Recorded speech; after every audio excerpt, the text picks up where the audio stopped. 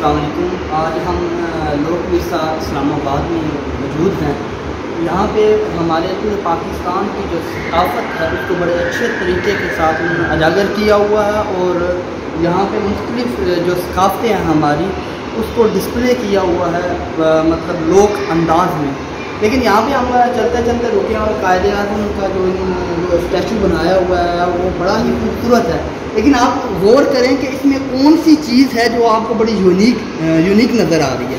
दीगर जो मुजस्मे या स्टैचूज़ बने हुए हैं उनमें भी चीज़ें काफ़ी कमज़ोरियाँ नज़र आई हैं, लेकिन चूँकि ये स्टैचू जो है हमारे जो कायद है कायदे आज़म मोहम्मद अली जिन्ना जिनको हम फादर ऑफ द नेशन भी कहते हैं, बबाई कौम भी कहते हैं, उनके साथ एक मतलब जो हमने लोक विरसा बनाया पूरी दुनिया के अंदर पाकिस्तान की सकाफ़त को रिप्रेजेंट करता है।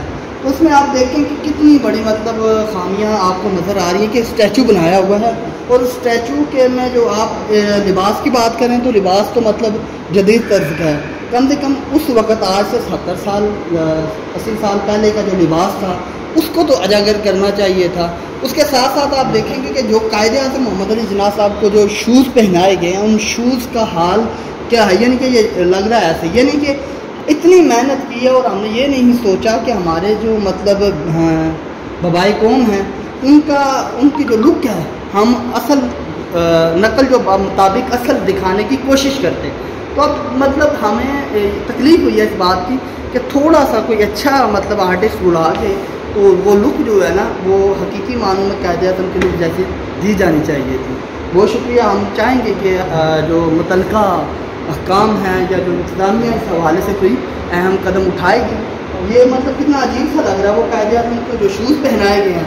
मेरा ख्याल है कायदे आज़म के जो चपरासी हैं उस वक्त जो उनका मतलब लाइफ स्टाइल था वो भी वैसे पहनना पसंद ना करें। मतलब आप देखें कि लुक कैसी दी गई है।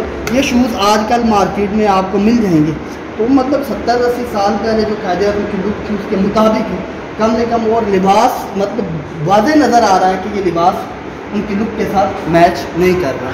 शुक्रिया।